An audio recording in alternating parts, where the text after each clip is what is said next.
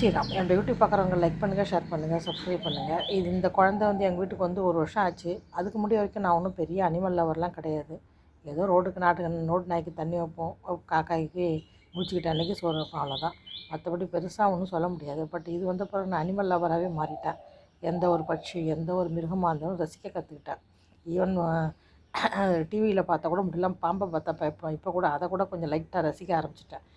காரணம் எங்கள் ரோஸ் குட்டி தான். இது என்னோடய வாழ்க்கையை ரொம்ப அழகாக மாற்றிருக்கு.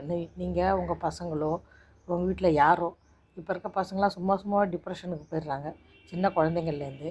அந்த மாதிரி இருக்காங்கன்னு வச்சிங்களேன். இதை மாதிரி ஒன்று வீட்டில் நீங்கள் வளர்க்கும்போது அவங்க டிப்ரெஷன் ஈஸியாக வெளில வந்துடுவாங்க. சூசைட் பண்ணிக்கிற அட்டம்ப்ட் இருக்கவங்க கூட கட்டாயமாக அவங்க அதை விட்டு வெளில வந்துடுவாங்க. அந்தளவுக்கு இது நமக்கு அனிமல்ஸ் நம்மளுக்கு சந்தோஷத்தை கொடுக்குது. இது இது வந்தப்பறம் எங்கள் வாழ்க்கையை ரொம்ப அழகானதாகிடுச்சிங்க.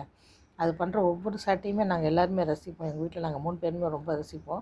எங்கள் வீட்டுக்கார் சும்மா கையை எடுத்து அடிக்கிற மாதிரி ஆக்ஷன் பண்ணுவார். அவருக்கு கூட ரொம்ப பிடிக்கும். ஏன்னா அவ்வளோ க்யூட் பேபி இது.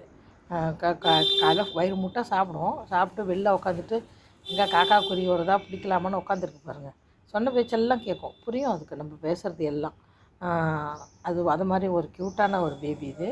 டெலிவரி ஆக போகுதுன்னு நினைக்கிறேன். ப்ரெக்னெண்ட்டாக இருக்க மாதிரி இருக்குது. கொஞ்சம் குண்டாக கூட இருக்குது. இப்போல்லாம் அடிக்கடி பசிக்குது வர்றதுக்கு. அதனால் இந்த செல்ஃபோன் அதிகமாக பார்க்குற பசங்களுக்கு, அப்புறம் டிப்ரெஷன் போகிற பசங்களுக்கு இந்த மாதிரி ஒரு அனிமல் வீட்டில் இருந்ததுன்னா அவங்க நிச்சயமாக அதுலேருந்து வெளில வந்துடுவாங்கன்னு நான் நினைக்கிறேன். லைக் பண்ணுங்கள், ஷேர் பண்ணுங்கள், சப்ஸ்கிரைப் பண்ணுங்கள்.